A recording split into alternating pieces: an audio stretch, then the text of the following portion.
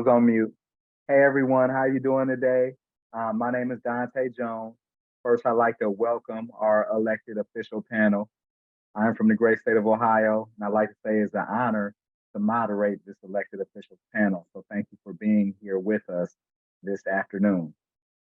Our panelists today are Sandra Washington, Councilwoman at Large for the City of Lincoln, and Jocasta Zamarripa, current Milwaukee alderperson. And finally, we have Lauren Schuler, who is a council member in Norman, Oklahoma.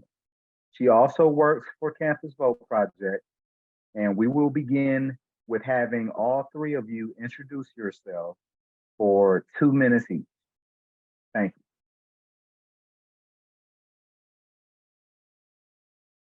Good you. afternoon. Ms. Washington, would you like to start? I will, thank you, sorry. Good afternoon.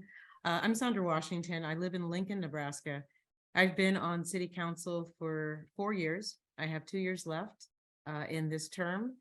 I came to city council after having served in an appointed position on our city county planning commission, which very interesting. And I come after having had a full career in planning and in conservation work with the National Park Service. I've been in Lincoln for 30 years, but really didn't spend a lot of time in Lincoln because I was working in other places. So it was good to be able to settle and put my focus on local issues. Because I'd had such a large national focus for so long, I really wanted to stop and turn my attention locally, because I think it's really at the local level that some of the most important decisions, certainly decisions that affect everyone's life, happens at the local level. And there's always plenty of work to do at the local level, trying to strengthen communities and make them more vibrant. So this is where I do my work now, and I'm glad to have the opportunity.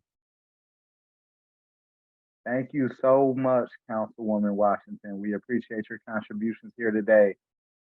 Looking forward to hearing from Alderperson Zamarripa. Would you like to introduce yourself? And I hope I said your name correctly. Yes, that was great. Thank you so much. I'm Alderwoman Jocasta Zamarripa from Milwaukee, Wisconsin. And I'm sorry to have to share with you guys, I have a really bad cold that I hope it's just a cold, but I'm going to stay with you as long as I can. I served just about a decade in the state legislature. I was the first Latina woman elected to the Wisconsin state legislature. But in 2020, I made the decision to run for alder in the city of Milwaukee. And so I became alder in the spring of 2020 for the city of Milwaukee, right at the height of the pandemic, of the COVID pandemic. And I became the first. A Latina woman had never held a position in the city council in Milwaukee. So I was again the first Latina, as well as our first out openly LGBTQ plus alder. It has been an eye-opening experience. I think it's a lot harder work in the city council because you're that much closer to your constituency. But again, happy to be here today, and we'll stay with you guys as long as I can. Thanks. Thank you, Alderperson Zamarripa. We appreciate your contributions here today, and I speak on behalf of all of us when we hope you have a speedy recovery. Now, our very own Councilwoman Lauren Schuler, please. Lauren, no introduction is needed, but just grace us with one anyway.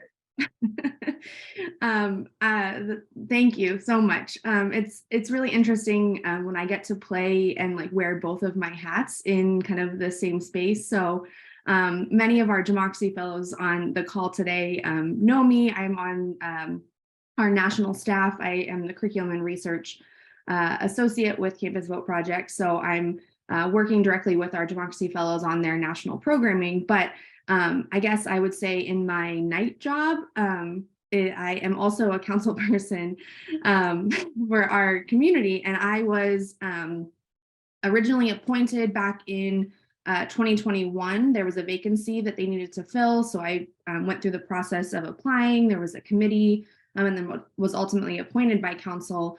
And then I had to run kind of 8 months later. So I filed in December of that year and was elected to my first full term in February of last year. So I'm coming up on 2 years on council. But I'm not originally from the state of Oklahoma. I moved here for graduate school. So I went to the University of Oklahoma, got involved with a program that was seeking to get more women into public life, kind of at all levels. And that's really where I cut my teeth on kind of learning about politics in Oklahoma, but also just like what it is like to be a woman, and kind of supporting undergraduate students to kind of pursue and think about this as an avenue to get to where you are. So I did that program for about a decade before I joined Campus Vote Project, and it started to get a little difficult for me to tell students, you can do this, you can show up, you can be in this space, you have all of the knowledge, all of the expertise, all of those things to start running, to run for an office and to hold an office. And they kept looking back at me like, well, why are you ever going to do this someday? And so I had to put my money where my mouth was. And I think the local level is, as you know, our other panelists have said, is really that place that you can make a substantial impact, because you are directly involved in everyday services that people need, like water and electricity, and trash and, you know, streets. Those things like are so important. So I'll kind of leave it there, but it's really exciting to be here and talk to you kind of in this other capacity that I have. All right. Thank you, Councilwoman Schuler. We appreciate your presence here with us today. And we will move to the question portion of our panel. So each speaker can respond to all questions. For the sake of order, let's give our responses in the same order that we did our introduction. Now, the first question will be, how do changes in election law affect students? Please. It's a really good question. You know, it's always based on the state. So what's happening, students should be paying attention to what's happening at the state level, because that's where election law is really made. There are some federal election, well, there's really not really a federal election law, but the Civil Rights Act and the Voting Rights Act are the ones that we pay attention to at the federal level, but they don't, once it gets to the states, it's the states that pay it, have to pay attention. So I would encourage students to pay close attention to every time they hear about a voting law happening or being proposed, and really get involved at that level. And then counties, as a subunit of state, run the elections. So every county has an election commissioner or an election board. And they're the ones who make sure people get registered to vote, know where their precinct is, and know where their polling place is. And that's super important. When there are folks out there trying to make certain that students get confused and don't know when they go away to school where they can vote, this is where it's really important. If you want to be involved, make certain you register to vote where you are residing, and that can be on campus. It doesn't have to be in the place where your parents live. It can be exactly where you are living. So take advantage of that, and stay involved. You know, keep your ear down, listening to where laws are being made.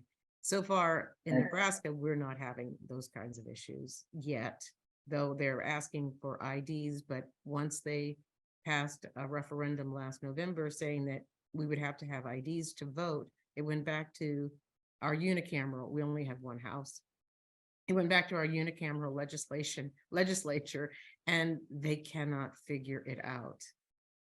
They don't know how to enact the law that they encourage to be passed. So I think we're going to get a breather on IDs, or they're going to have to do something fairly creative, which no one can, no one's guessing yet, because we're a state that's primarily rural and broadband access is not easily available. So thank you for that. We appreciate you. Now, Ms. Zamarripa, please, all the person.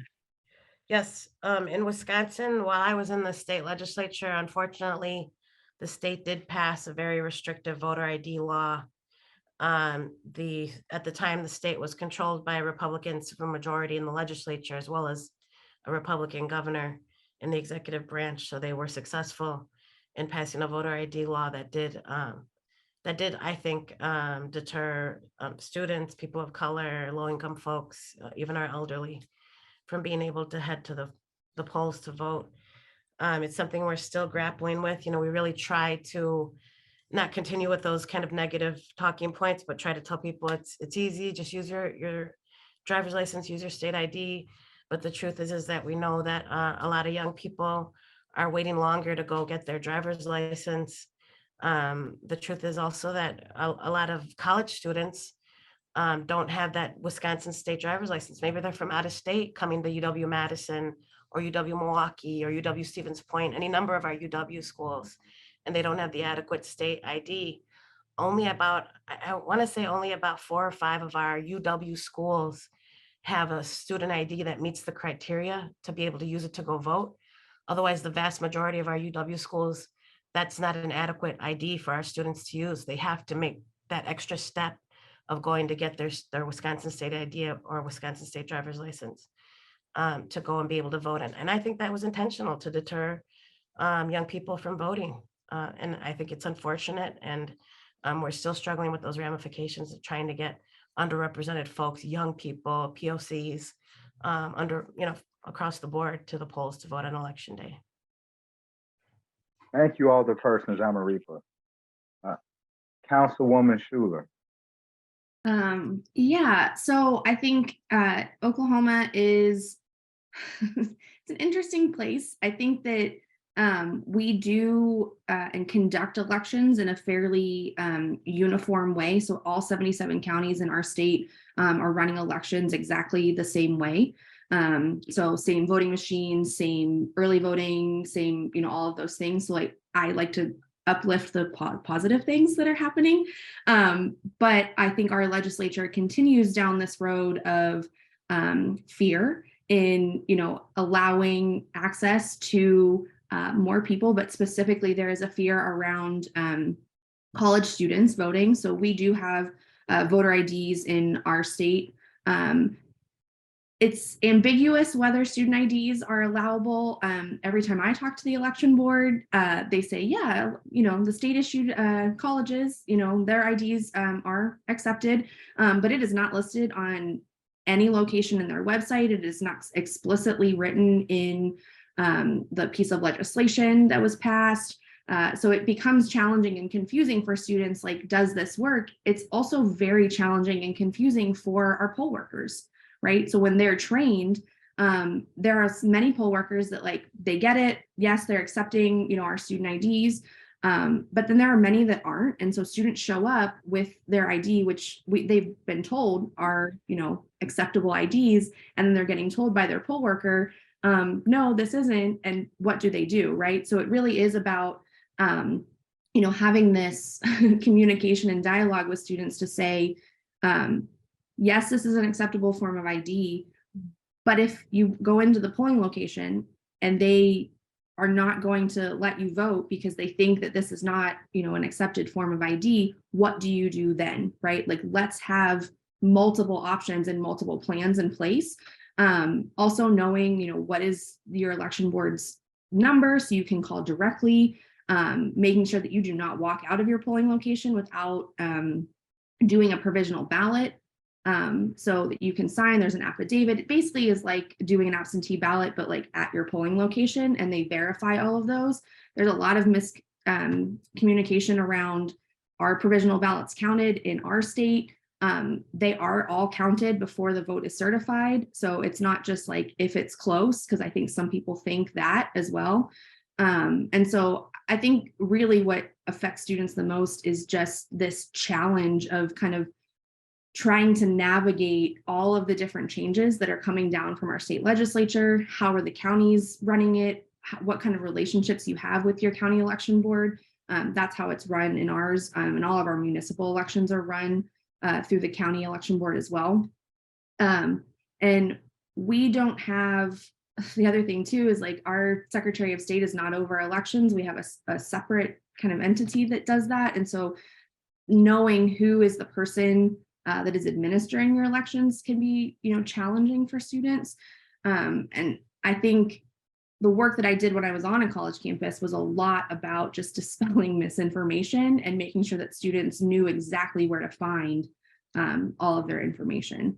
Because unfortunately, they are the ones that are targeted often with kind of disenfranchisement, because people are fearful that, oh, like they don't live here, they're not part of the community, which I know at the local level where I laugh at, because absolutely they're a part of our community. And especially in a college town, like they are an integral piece of the fabric of our community. So I think that it's laughable to me to say that like they don't live here, they shouldn't have a say. They live here, and many of them live here 12 months a year. This is their home. So. Thank you for that. So I'll move on to our second question, and that is, can you all share a story around how activism from young people led to some type of change? So a story about how activism from young people led to some type of change.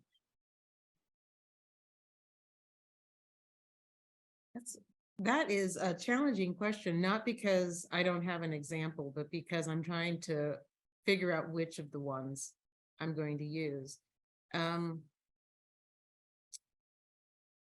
Here in Lincoln, so I'll choose a local one. Here in Lincoln, we had an issue come up about a year ago having to do with respect for Indigenous culture and a building development. So we had a developer come in and want to purchase some ground from actually the Catholic Church. And it was adjacent to an area where there was sweat lodges that had been there for a long time. And the activity of the young folks who stood up and said, this isn't a good idea, this isn't right. Even though city council went ahead and over a couple of our, dead bodies, or at least our limp bodies, city council went ahead and said, yeah, we'll let this development go forward. It was the youth who really stood up and said, this just can't stand.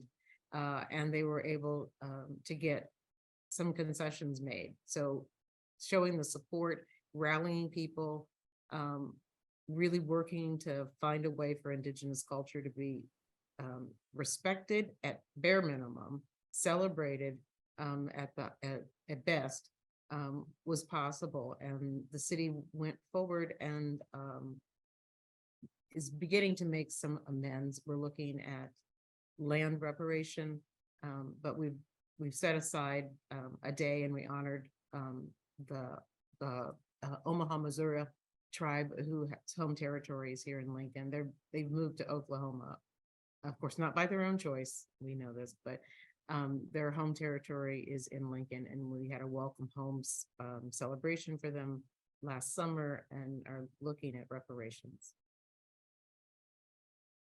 Right. Alderwoman Zamarripa, please. Yeah, when I hear this question, I think of the tuition equity fight that was really launched, I think, across the country, probably right around the time just before I came into office back in 2010. I remember that it was, and if folks don't know, tuition equity was an issue.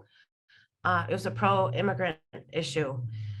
Tuition equity means to allow, in Wisconsin anyway, it means to allow young people who are those dreamers that you often hear about, undocumented folks brought here through no fault of their own. In Wisconsin, you had to have graduated from a Wisconsin high school and be attending a UW or tech college. And you could pay an in-state tuition rate, simply an in-state tuition rate. It wasn't free tuition by any means. We were able to win that the session before I came in under my predecessor. And that was a great victory. And we saw those victories across the country. And I still remember going to a conference right after I got into office in around 2011. And I remember listening to a state legislator from another state.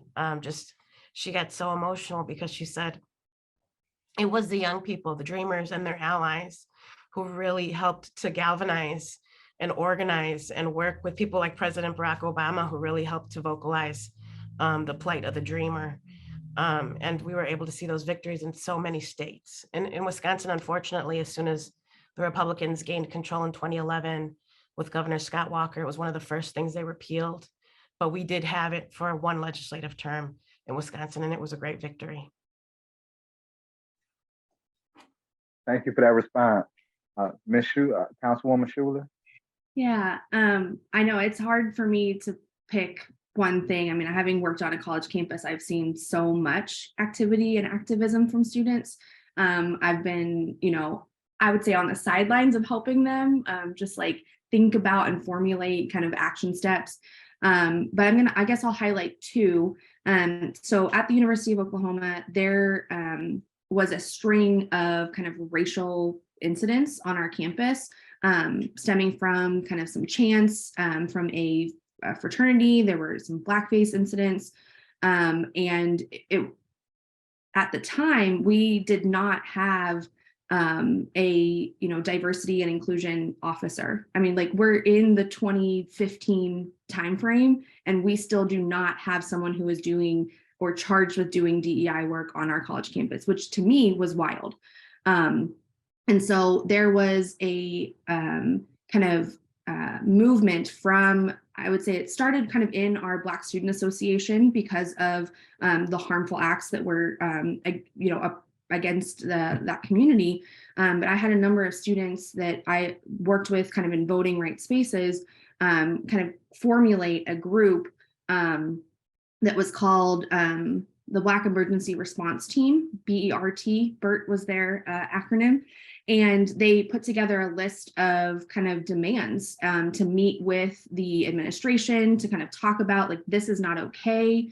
And ultimately, they had to do this multiple times. This was not something that was a one and done, because we continued to have kind of these incidents on campus. And ultimately, their demands led to us creating the position of like a chief diversity officer on our campus, created the whole office, got a fraternity kicked off campus because of their string of racist acts and the historical kind of terrible things that have been happening. And kind of also along this in the same time, on the city side, our previous mayor was working on some initiatives to rename a street that was called DeBar Avenue, which was after a kind of grand master in the KKK, and was extremely, it was like adjacent to campus, was also extremely hurtful and hateful. Norman is a former sundown town. And so at that time, so DeBar Avenue was renamed to Dean's Row. There was a lot of advocacy that had to happen with the people who owned businesses or property on the street, and kind of explaining why this was important. And not that they didn't understand that it was important, but like there's a capital toll to changing a street sign. If you don't know, like businesses have to rebrand, they have to get, new business cards and all these things. Like, it's a worthwhile thing, but there is kind of a cost to that, and understanding kind of all of the underlying kind of avenues that you have to go through. And then also there was a proclamation from our city council at that time to kind of apologize and recognize the harm that had happened in our community because it being a sundown town, and kind of giving kind of an apology for our past history, and naming it and acknowledging it. And a lot of that work was done with students alongside city council members and kind of community members to make sure that these things changed and were acknowledged. And then I also want to highlight something that's happening right now. Actually, she's not a student anymore, but one of our Campus Vote Project former student advisory board members, Cameron Yanchik, is working on a piece of legislation through our Oklahoma legislature to explicitly allow Indigenous regalia in graduation ceremonies.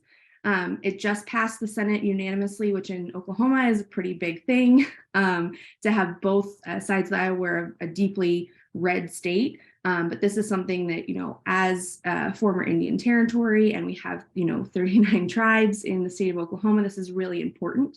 And so she's working that through the process right now. But like, this is the type of work that our students are doing and then continue to do post-graduation. So it makes a difference and it really matters. That is a wonderful, wonderful story. I am so glad you shared that, Councilwoman. Wow, and it also reminded me that the University of Nebraska, after George Floyd's murder, Black Lives Matter, it was the athletes, primarily the basketball teams, both the men and the women, who said, we're going to change this. And they said, we're going to start making certain that the national Black anthem, Lift Every Voice, would be also part of the start of a game. It wasn't just the national anthem that we're all familiar with.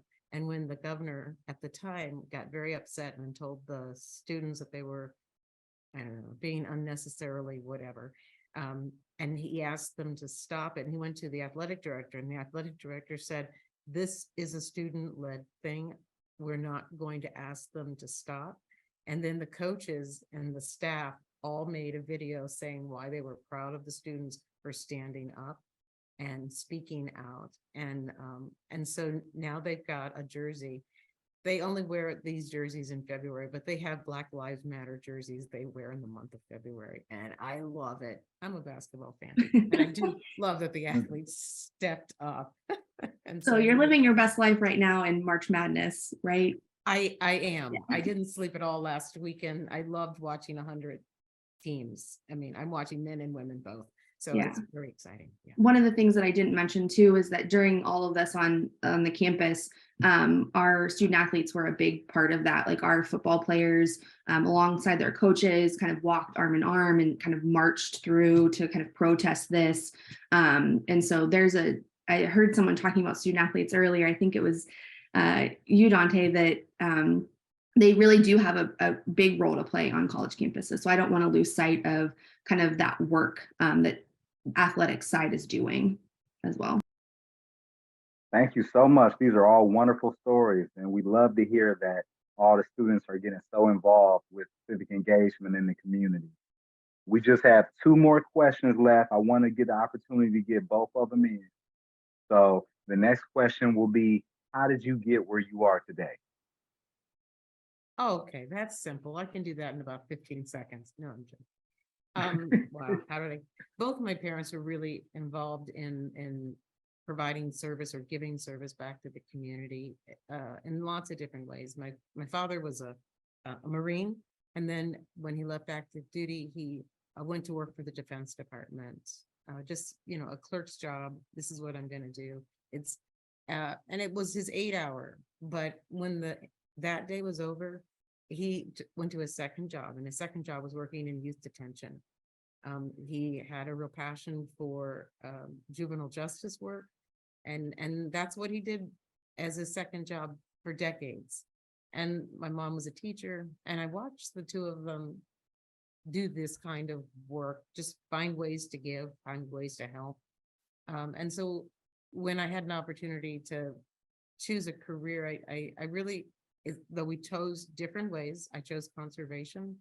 But when I'm not doing conservation work, I'm doing neighborhood work, grassroots work, trying to build a better place. I mean, my passion's in parks, and so I spend a lot of time trying to help people get outdoors, help to build better neighborhood parks, safer neighborhood parks, things like that. But I spent some time finding a place to fit in Lincoln when I moved here, and you volunteer Really? once, twice, a dozen times, and then you find another place to fit in, and you help where you can. And then someone finally says, have you considered some other office? And that's when you step up and say, yeah, I can do that. Just living our lives gives us the skills we need to serve. That's all I'll say. Great.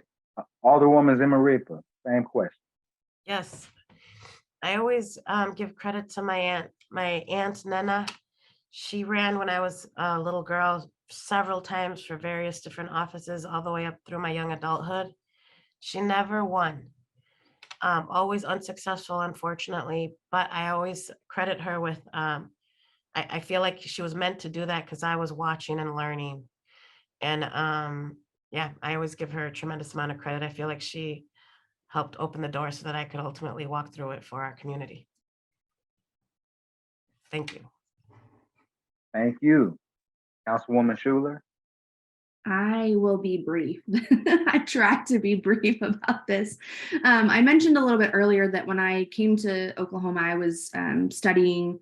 Well, I didn't tell you what I was studying. I was studying originally Master's of Public Administration, and I did not finish in that. I moved and shifted my focus to adult and higher education. So my master's is actually in education, kind of student affairs, kind of driven. So working with adult learners. And while I was doing that, I was working at a place on campus called the Carl Albert Congressional Research and Study Center, which is where I was doing my graduate assistantship, working on a program called New Leadership. It was a women's leadership program that's nationally modeled. There are 23 states that have the program. And my mentor was a political science faculty member. She was my boss. She was running our center, the director of our center, and she was mayor of Norman. And so she was doing these kind of three things all simultaneously, but she is really the person who kind of instilled this love for local politics into me, but also really showed me the way of like, how do you navigate all of these things? How do you make connections? Who do you meet? How do you leverage these connections in kind of a meaningful and impactful way? And I think she has a similar story to me, that she was doing this with the students. And then, ultimately she was like, oh, maybe I should do this too. So she was on council a total of 12 years, and 9 of those were mayor. And in my community, we only get paid $100 a month to do this job. So it is very much part-time. I would say full-time for like not even part-time work to get paid. So it really is kind of a love of service and commitment to our community. Yeah, don't spend it all in one place. I don't.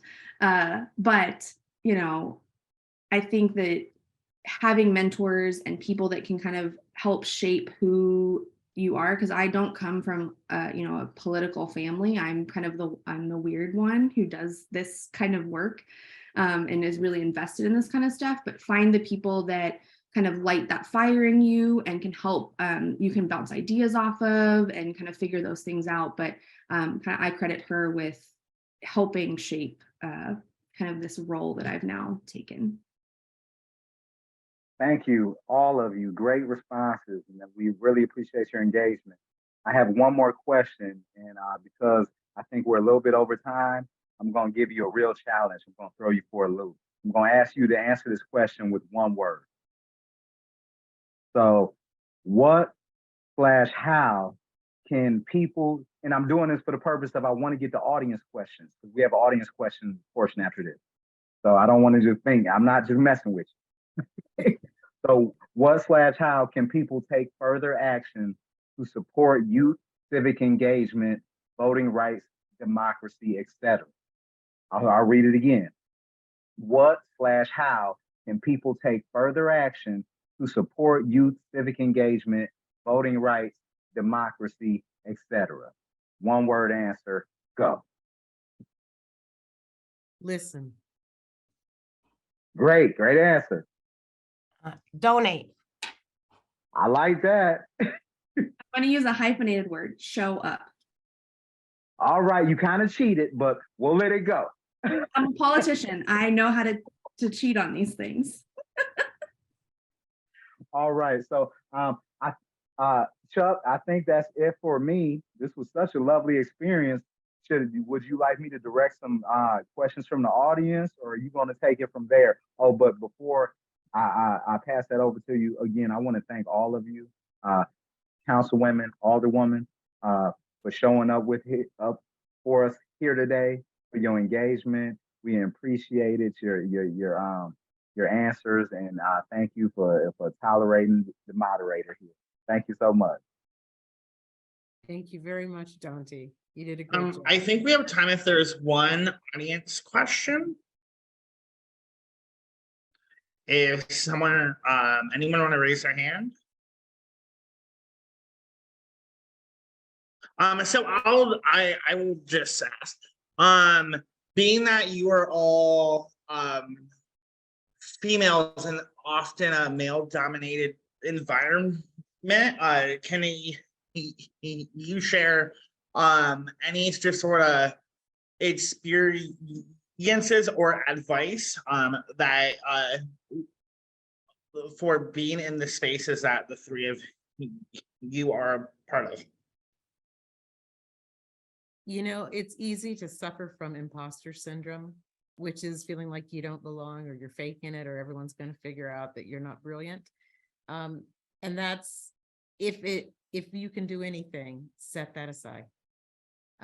Regardless of who you are, everyone has moments where they don't feel like they belong where they actually belong.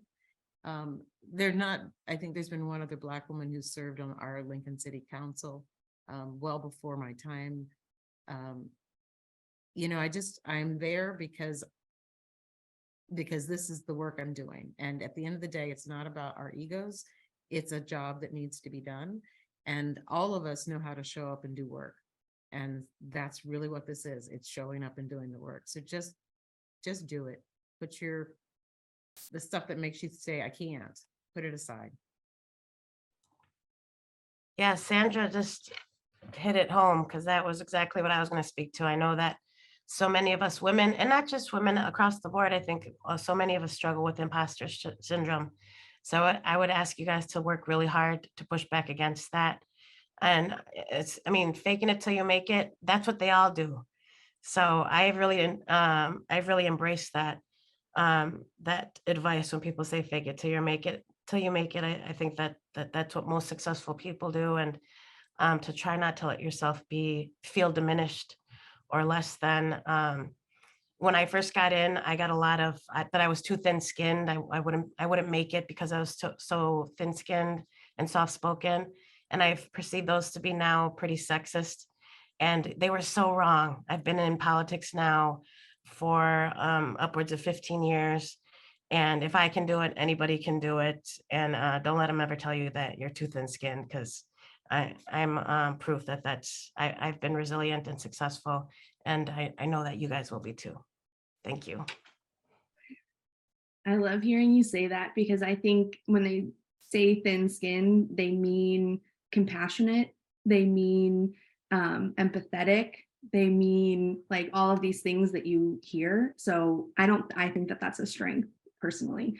And I think that we need to remember that like these are the types of things that women can bring to the table. And it's like been, I guess, studied and said that there are lots of ways that, women serve in a different type of way. And I would say like lean into that. I don't mean like lean in like the book, but like lean into like who you are and your strengths, because we need people that are that think differently, that work through problems differently. But I will say too that I'm a woman, but I'm also the youngest person on our city council. And I think that there's kind of some layers that kind of happen because of the different identities that we hold. And there are absolutely times when I walk into a space and I know people know of the position that I hold, but they will speak to my male colleagues and not to me. And I'm like, hey, I have the same vote that they have. You need to convince me just as much as you need to convince them. And we need to build relationships too.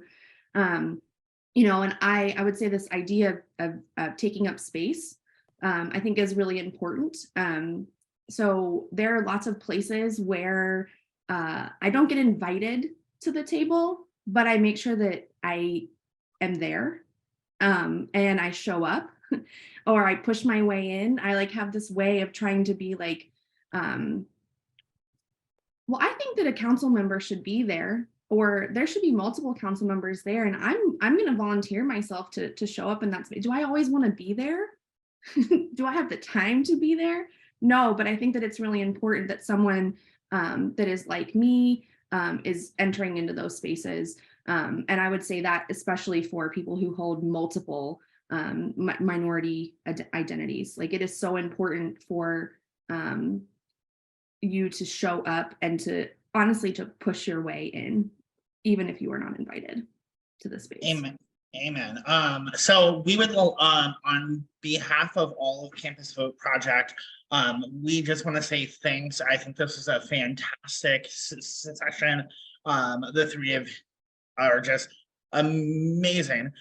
So we will now take a 5-minute break, actually a 4-minute break, but please come back at 3:15 Eastern time, 2:15 Central, and then we'll move into the final round of breakouts. We'll see you at Okay, so we are off of break. I hope that that small break gave you the energy to power through our last session. And this is going to be our state breakouts. So, Indiana and Iowa are going to break out together. Kansas and Minnesota are going to break out together. Michigan, Missouri are on their own. North Dakota and South Dakota and Nebraska will be together. Ohio will be in one room. Pennsylvania will be in another. And Wisconsin and Illinois will be together. If you are looking for the breakouts, if you're on a computer, you will look at the bottom of your Zoom screen and click on the 3 dots if breakouts don't show up immediately, and breakout rooms will be an option, and then when you click on the options, you will be able to assign yourself to a room. If you're having trouble doing that, please let us know, and one of us can assign that